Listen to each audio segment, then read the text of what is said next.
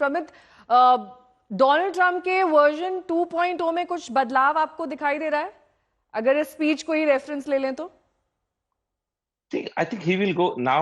He has more advantage that the Senate has come back to Republicans. House most likely they are going to retain. So when you have White House, when you have House of Representatives, and when you have majority in Senate, so I think there is nothing that you cannot do in America with that kind of majority. And जबरदस्त तरीके से आप देखेंगे कि changes किस, and he has a reputation of walking the talk. तो इन्होंने कई सारी चीजों पे उन्होंने बड़े फोर्सफुली कहा है अपने कैंपेन में। पिछले 3-4 महीने में तो हर चीजों को उन्होंने बड़ी स्पष्टता से कहा है, और अब हम देखेंगे कि उन सभी चीजों को वो बहुत स्पीडली इम्प्लीमेंट करेंगे। पर्टिकुलरली वॉर खत्म करने की जो उन्होंने बात की, तो I think that will be a good recipe for the whole world. That एक तरह से ये दोनों जो वॉर है, आप उसमें देखेंगे कि इंटेंसिटी तो कम होगी ही, एंड मोस्ट लाइकली अगले 100 days में he will be able to stop at least one of the two wars for sure, and that will bring down the inflation. Inflation एक सबसे बड़ी समस्या अमेरिका में है, and it's I think the war की वजह से पूरी दुनिया में ही इन्फ्लेशन बढ़ा हुआ है। तो ये वॉर और इन्फ्लेशन का जो डायरेक्ट रिलेशनशिप है, उसकी वजह से वो वॉर को खत्म करेंगे, जिससे अमेरिका को भी थोड़ी राहत मिलेगी। That is on the inflation side.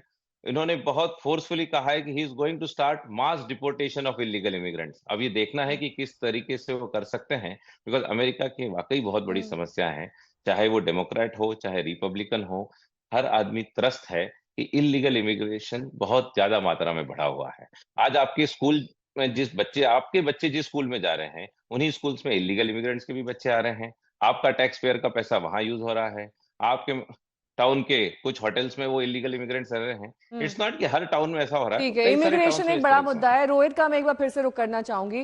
Rohit, जो गैप्स बाइडेन ने छोड़ दिए थे, अब वो इमिग्रेशन को लेकर हो या फिर इन्फ्लेशन को लेकर हो, जो ऑयल प्राइसेस हैं, उन तमाम गैप्स को भरने की कोशिश यहां पर डोनाल्ड ट्रंप की ओर से होगी, क्योंकि जाहिर तौर पर वो ग्लोबली भी अपनी एक अच्छी इमेज चाहते हैं और पिछली बार से बेटर वर्जन चाहते होंगे। जी बिल्कुल। और देखिए, पहली बार जब वो राष्ट्रपति बने थे, तो मैंने पहले भी कहा कि उस टाइम शायद वो इतने प्रिपेयर्ड नहीं थे।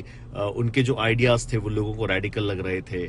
उसके बाद वो राष्ट्रपति नहीं रहे। जो बाइडेन आए, जो बाइडेन की अलग प्रायोरिटीज थी इस देश को लेके, उनका अलग एजेंडा था इस देश को लेके। और आई थिंक अब जो डोनाल्ड ट्रंप आ रहे हैं, इनको सिखाने की जरूरत नहीं पड़ेगी। हमने पहले भी ये आज तक पे एक बताया था लोगों को कि किस तरह से करीब 200 लोगों को उन्होंने पहले से आइडेंटिफाई करके रखा है कि जो की एजेंसीज और उसकी जो पोजीशंस है वहां पे उनको पता है कि किस किस को बिठाना है, किससे क्या काम करवाना है। तो आई थिंक इस बार वो बहुत प्रिपेयर होके आ रहे हैं, और इसलिए वो इतनी कॉन्फिडेंटली काफी चीजें वो कह रहे हैं। और रहा सवाल, देखिए है कि पॉलिटिशियंस और पॉलिटिशियंस अक्रॉस द ग्लोब, कई वायदे होते हैं जो कैंपेन में किए जाते हैं, लेकिन उन्हें निभाना मुश्किल होता है। लेकिन जो अभी तक ट्रंप ने बातें कही हैं बॉर्डर को लेके, उस पर उनका रुख सख्त था जब वो राष्ट्रपति थे। इसलिए भी लोगों ने उनको वोट किया, क्योंकि उनको पता था लोगों को कि ये सख्त थे पहले, और अगर ये सख्ती से बरताएंगे, क्योंकि इस देश में इमिग्रेशन एक बहुत बड़ा इशू है। इन्फ्लेशन को लेके इकोनॉमी अमेरिका की साइक्लिक है, कभी भी जब ये नीचे आती है तो ऊपर भी आती है, तो कहीं ना कहीं उसका फायदा भी उन्हें मिलेगा। तो अगेन लोगों को जरूर ये लगेगा कि ट्रंप आए तो उससे इकोनॉमी में फायदा हुआ। और जो डोमेस्टिक बाकी इश्यूज चल रहे हैं, मुझे ऐसा लगता है कि ये मैंडेट जो मिला है प्रेसिडेंट ट्रंप को, ये जो कल्चरल वॉर्स अमेरिका में चल रहे हैं, इसको लेके भी मिला है। जो लेफ्ट प्रोग्रेसिव एक्सट्रीम वैल्यूज है जेंडर को लेके, जिस तरह से स्कूल बुक्स में काफी जो कंटेंट है वो नहीं होना चाहिए, उसको लेके जो लोकल स्टेट लेवल पॉलिटिक्स में जो चीजें चल रही है, आई थिंक वो सारी चीजें पूरा देश तैयार नहीं था एक्सेप्ट करने के लिए। और मुझे लगता है कि क्योंकि इसी वजह से न्यूयॉर्क जैसे स्टेट में, हमने पेंसिल्वेनिया में देखा वो जीत गए, वर्जीनिया में वो एक समय आगे चल रहे थे, उनका जो पॉपुलर वोट है वो इसलिए भी ज्यादा है क्योंकि a lot of people agree with what he has been saying all along, और फाइनली उन लोगों ने उन्हें एक दूसरा मौका दिया है so that he can implement these changes. और रोहित, एक गौरतलब बात यह भी है कि जितने लोग उस मंच पर मौजूद थे, लगभग सभी का नाम उन्होंने लिया और उन्होंने आभार व्यक्त किया कि कैसे कैंपेन हो या फिर किस तरीके से कैंपेन को डिजाइन किया जाए, चाहे वो जेडी वैंस हो, चाहे वो उनकी पत्नी हो, चाहे उनके बच्चे हो, सभी का वो धन्यवाद कर रहे थे वहां पर, किसी को नहीं भूले। सो अनलाइक डोनाल्ड ट्रंप को हमेशा लोग कहते थे कि वो अपने बारे में ही सोचते हैं, किसी और के बारे में नहीं सोचते, लेकिन आई थिंक उन्होंने एक टीम वर्क को हाईलाइट किया, और सचमुच में उनकी जो कैंपेन है उसे मैनेज करना कोई आसान काम नहीं है। बहुत सारी चीजें की हुई है कैंपेन ट्रेल पे अभी, और हम अभी इस चुनाव की बात नहीं करें, मैं प्राइमरी से बात कर रहा हूँ, जनवरी से और उसके पहले से भी। तो शायद कहीं ना कहीं एक उनके अंदर ये भी आई थिंक एक थैंकफुलनेस, ग्रैटिट्यूड उनके अंदर था कि इन सभी लोगों ने काफी टेंटम्स भी सहन किए होंगे शायद प्रेसिडेंट ट्रम्प के। तो I think he was trying to do that, और ये एक अच्छा तरीका होता है you know to show people that you care for them. जो लोग उनके साथ पूरे समय उनके लिए रहते हैं for anything and everything he wants, right, उनको ये दिखाना, लोगों के सामने उनको थैंक करना, I think it goes a long way in establishing that you are a statesman. And I think कहीं ना कहीं डोनाल्ड ट्रंप ये कोशिश कर रहे थे, at least among his supporters, to show that he is a true leader by thanking the people that have served him so well. ठीक है रोहित, मैं लौटूंगी, आप बने रहिए हमारे साथ। प्रमित भी हमारे साथ लगातार जुड़े हैं। प्रमित, भारत के लिहाज से अगर हम यहाँ से डोनाल्ड ट्रंप को देखें एज 47th प्रेसिडेंट, तो क्या टेक अवेज हैं? मतलब स्पीच में तो थोड़ा बहुत उन्होंने मेंशन किया, लेकिन उनके आने से हिंदुस्तान को क्या फायदा आप देखते हैं?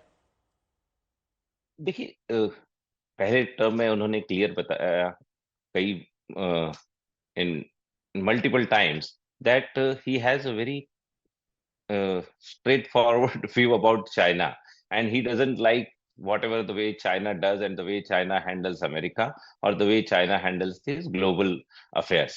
And that for that it is very important that America and India need to start working very close to each other.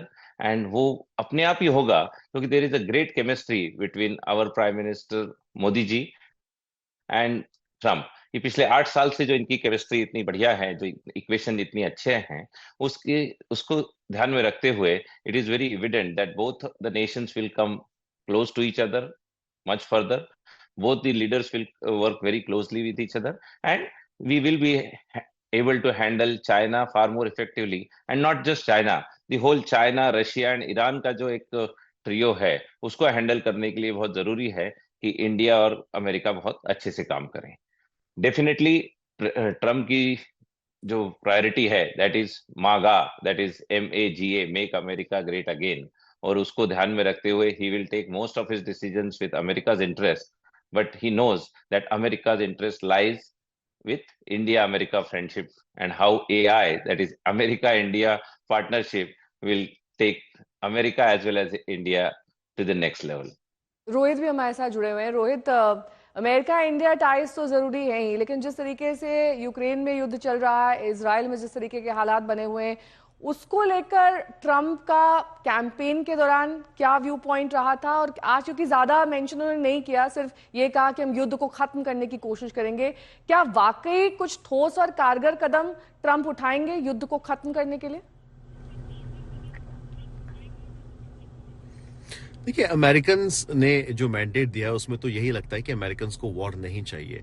अब ये उनको स्ट्रेटेजिकली करना होगा। आप ये तो नहीं कर सकते प्रेसिडेंट ट्रम्प की कल आके वो यूक्रेन की फंडिंग रोक दे। वो बहुत एक एलाय है जिसने ऑलमोस्ट 2.5 साल से ज्यादा हो जाएंगे, एक्चुअली 3 साल हो जाएंगे जब प्रेसिडेंट ट्रम्प ऑफिस लेंगे, तो ऑलमोस्ट ये कहीं ना कहीं he will have to figure out a strategy. उन्होंने ये बात कही है कि प्रेसिडेंट पुतिन उनके दोस्त हैं, वो फोन पे उनसे बात करके उनको समझा सकते हैं। तो देखना होगा कि क्या सचमुच उनके अंदर उनकी बातों में इतना दम था कि वो फोन करके पुतिन को समझाए और उस वॉर को रोके। दूसरा जो युद्ध चल रहा है गाजा में, आई थिंक उसको लेके भी उन्होंने कहा है कि नेतन्याहू उनके बहुत अच्छे मित्र हैं और वो बात करके वहां पे भी सीज फायर एस्टैब्लिश कर देंगे। तो हमें देखना होगा। अभी तो ही जस्ट गॉट इलेक्टेड टुनाइट। अब यहां से वो किस पाथ पे अमेरिका को लेके जाना चाहते हैं ये उन पे निर्भर करता है, लेकिन ये बात स्पष्ट है कि अमेरिकन वॉर नहीं चाहते। जितने बिलियंस ऑफ डॉलर्स अमेरिकन ने खर्च किए हैं यूक्रेन में, और जितनी हेल्प आई थिंक वहां पे की है मिडिल ईस्ट में, I think people do not want that. लोग चाहते हैं कि अमेरिका अपने रिसोर्सेज अमेरिकन सिटीजन्स के लिए यूज करे, और यही बात आई थिंक यही थीम हमें दिखती है जिस तरह का मैंडेट आया उसमें। तो हो सकता है कि वो सचमुच कुछ मध्यस्थता करे और एक आखिरी सवाल रोहित, पूरा रिजल्ट आने में कितना घंटा लग जाएगा? बस एक आखिरी सवाल, छोटा सा जवाब, कितने घंटे में स्थिति साफ हो जाएगी? देखिए, वैलिडेशन तो समय होगा, वैलिडेशन लगने में तो समय होगा, सर्टिफाई वोट होने में तो समय लगता है, it takes a lot of time. लेकिन जो बाकी के नेटवर्क्स हैं और बाकी के जो एजेंसीज है वो भी मुझे लगता है कल दोपहर तक ये सर्टिफाई कर देंगे कि राष्ट्रपति जो है अमेरिका के अगले वो प्रेसिडेंट ट्रंप है। हालांकि विनिंग स्पीच उन्होंने दे दी है और उसमें कई महत्वपूर्ण बातें